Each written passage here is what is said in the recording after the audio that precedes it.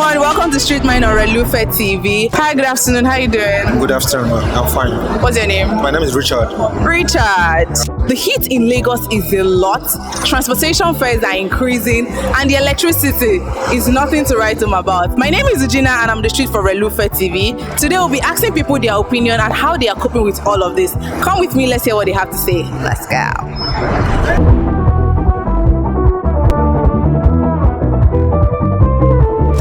What's your opinion about the rise in transportation right now? How are you coping with it? Is there anything you've done differently? You know, actually, we are in Nigeria. Nigeria always like taking advantage of every little opportunities to oppress the poor about it. So this is, we understand their ways that they are always like taking advantage of little opportunities to oppress the less privileged. So sometimes we have to work on ourselves to maybe to track a little to be able to transport yourself to where you are going to. So that's what I can trouble to say about that. On a scale of 1 to 10, how has this transportation increase affected your movement? Have you found a new way? Have you reduced your going out, or what's the secret?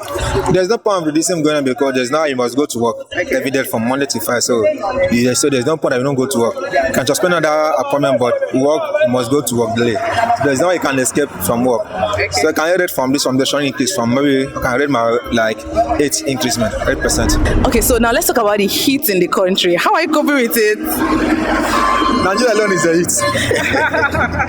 So we are not in Nigeria. Nigeria is the heat already. Okay. So we are used to it already. So it's no longer a new thing to us that maybe we don't see like this shivering or being trouble because we are used to Nigeria commerces. So Nigeria is naturally hot. Nigeria is naturally hot. But now, and some people intentionally deceiving us to give light because of this scarcity of fuel, so that people can be able to sell their fuel. So it's intentionally because they know at this time we are passing through scarcity of fuel.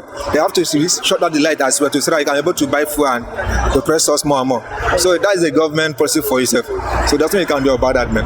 If you had a WhatsApp number to this heat, if this heat has a WhatsApp number, what message do you send it? I'll actually not be able to read all the messages for Nigeria because all the messages are going to drop on their mails, on their 247. They won't be able to read all the messages entirely because they're going to have to ask them something not to read much because there's nothing you're going to thought they're going to change their mind. You want to ask them this, why they are reason, what judge did they deprive of punishing the poor or the less privileged? So that would be the question I will write for themselves. So what judge did they deprive of punishing the less privileged? If you were a president for one day, what would you do differently? I'll bring the dollar rate down. Dollar rate? Yes. Okay. That's the first thing I will do. Now I'll make things easy for the less privileged because we have passed through a lot and all we can. So when we go to that place, we have to make sure say those in privilege have big power to access. So guys, we decided to take the conversation to the streets of social media.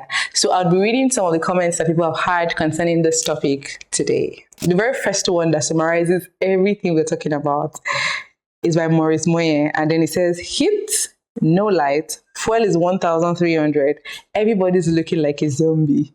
And that's true, because actually, I feel like the major problem that we're facing right now is just the increment in price. I mean, in fuel price.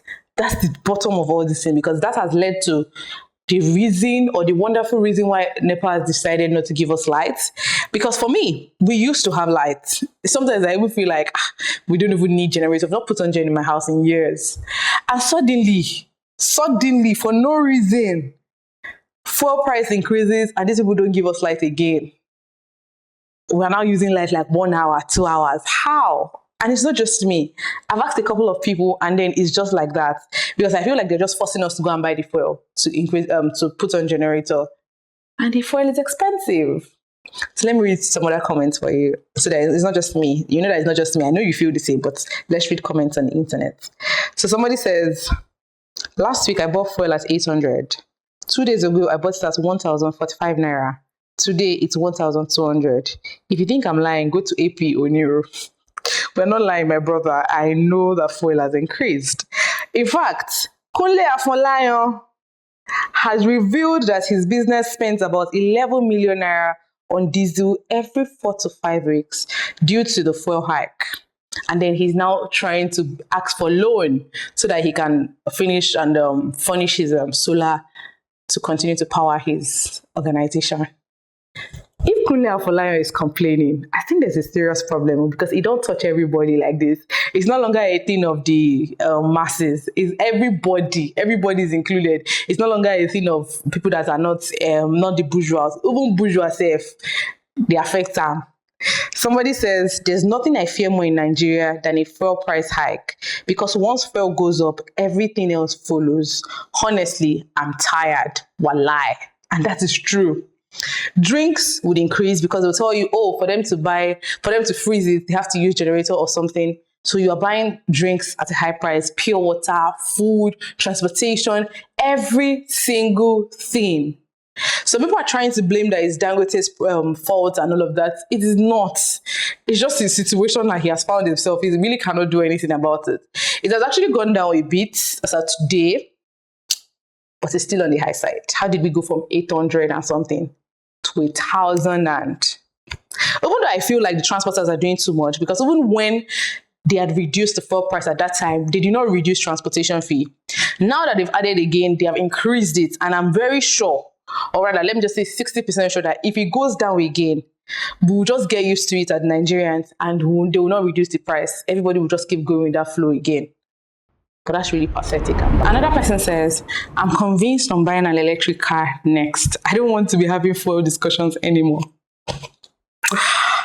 Somebody says, so the first situation, there's also this comment I'm about to read, but before I read it, I'd like to just explain that we are not sure if this is what it is, but it is the whole situation is trying to tilt to maybe vote buying or something like that. So this person said, this individual is going around purchasing 3 liters of fuel for the Okada riders in exchange for their vote for APC in 2027. And yet they are applauding him, which means he's doing them a favor, and in return, they have to vote for APC in 2027. This is March 2026. Of course, we know that this year is a campaign year. So many things are going and so many things are happening. But why do you want to use 3 liters of fuel to buy my vote for another 4 years? For another 4 years, 3 liters of fuel. 3 liters of fuel will not take you and bring you back to where you came from. Oh. You will let us be wise this year. This 2026. Okay. Then there's this comment that I like. The person says, the heat is a lot. There is no light and fuel is expensive. It's like, well, everybody will have to go back to their village. Oh. I don't know what to say, but we are not going back to the village. But these are people's opinion, and this is what everybody thinks on the internet. And it is quite alarming. We cannot forget the fact that everything in this past 2 weeks or 1 week, so many things have changed, so many things have gone up. I've had many other comments, so you guys, the whole city is just really on rampage. There's heat, there's no, fuel is expensive, and there is no lights. How do you guys think we can come out of this situation, honestly? I feel like if electricity was even constant, we wouldn't feel it this much. It would just have to do with transportation and the likes. But right now, it is way more than transportation. It is, we need light in the house every day. You need your food in the fridge needs to be restored. You need water, like so many things. Light is just important. So even if you can say, okay, I don't want to buy fuel, it's not possible. You will need it. So if the government can just help us to at least restore electricity, at least national grid never fall. Let there be constant light. Let us know that we still have light, something to rely on when we get home. If electricity can be restored, I feel like 20% of this problem is solved.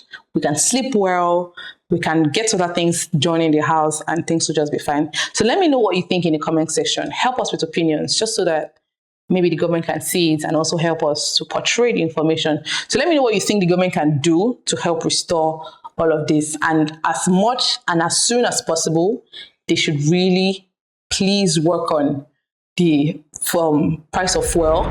Thank you so much for joining, guys. And this is Street Mind for today. Let me know what you think in the comment section, and I'll see you next time. Bye.